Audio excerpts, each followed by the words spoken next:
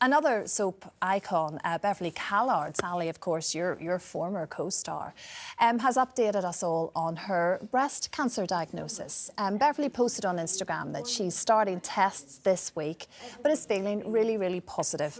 She first announced the news during an interview in Ireland where she was filming a new role. I was in my dressing room at Fair City, getting ready to go on, and I was quite nervous and thinking, I hope everybody thinks I'm all right, whatever. And my consultant rang me and said, you've got to come back to the UK. I said, well, I can't possibly. And I was diagnosed with breast cancer.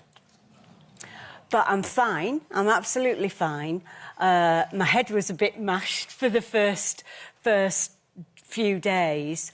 It's very early stages, and I'm along with, you know, thousands of other women. Exactly that, and it's obviously a real strength of her character, really, isn't it? That I've got this terrible news, but I know I've got to clear my head. I've got to work, and I'm going to keep at it. And that sort of resonates with you, Sally, of course, because you were in a very similar position just a few years ago.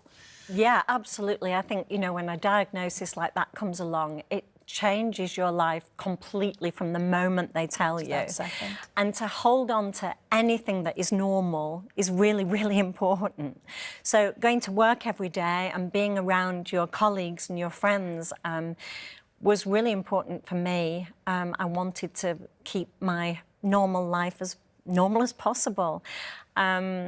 And there were, you know, real difficulties in doing a scene with Ali King where I had my character had breast cancer and having to tell Carla that Sally had breast cancer. That was a very, very difficult scene because I knew I was leaving at that point. I wanted to carry on working. I didn't want to stop. But the moment that I was told I needed chemo, that's the moment that I realised that actually this is serious. But hopefully for Bev, she's caught this early and you know, she will be hopefully back at work and carrying on doing what she's doing. Absolutely. But it's very hard for women because, you know, if you're, you know, a working mum and the breadwinner, then you want to carry on. You need to be working. Yes. I think women are very stoic when they get sick or when something's diagnosed. A friend of mine rang me up the other week and told me that a lump had been found in her breast, and then she said, but it's not going to make any difference. I'm just going to have the lump out and then I'm just carrying on. And I think that is very much, you know, the working woman's mentality, because what we get from work is friendship, support. You know, it's so valuable. And I know, you know, moving away from breast cancer, my own things that have happened to me in the last few years of knee replacement, hip replacement and so on, I was just determined to get back to work as soon as I possibly could.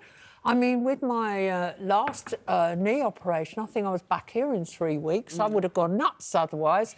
And I just, you know, I value work so much. But I think that's the incentive, though, as well, is to get back to normality almost, really. I know with Linda and Bernie, both of them, they worked right up until the end. You know, Bernie was in...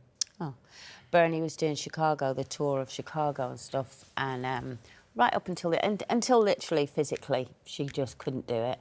Linda was the same. Linda found, a bit like Bev, Linda found out, she was doing panto, I think, and they phoned her up in the break of after the midday one. They phoned her up and told her it was cancer. And she needed to come in and she said, no, I've got 2 more shows to do. You know what I mean? That was her instant thought. But I think a lot of it is what kept them going. Yeah. Is because, no, I have to... If I lie down and think about it too much, it's going to overwhelm me, and that's when it will take me. So they both worked. It was really important for them to be able to Just continue. a powerful distraction. Yeah, but as a family, you sit there and go, please rest. You know, because there was some days, especially I remember with Bernie, when she was just in a lot of pain from the chemo, and she got all the mouth ulcers and all her skin was coming away on her feet, and she was standing there doing a photo session, and I'm like, God, we were all like, please just stop. And she was like, no, I'll be absolutely fine. So... this inner strength comes out, I think, which is really admirable, and I was in awe of both of them. Of course, but it's unusual, of course, that you were actually having to play the Play the role part, yeah. of I someone know. diagnosed with breast cancer and actually going through it in real life. I mean, that's not maybe there was some sort of therapy in that, or not. Was it just a really tough? I've still not come to terms with Yeah. that fact that happened. And maybe if I hadn't had the story out, maybe I wouldn't have checked, because I was only 46. I didn't really think that women of 46... I mean, obviously, I know a lot more now than I did, and 1 in 7 women, but I thought it was... much older women, but, it's not. And it's, thank goodness, there's much more information out there now than there was, 15 years ago when I got it. There was nobody Kylie Minogue, I think, had just got breast cancer. She was the only one that I could find anybody who was talking about it at that time. Yeah. But now we're talking about it, which is so...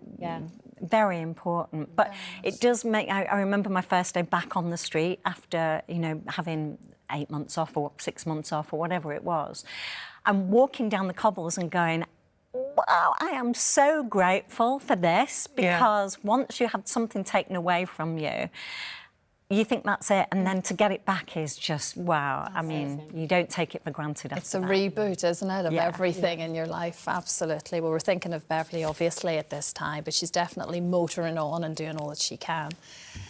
Lots more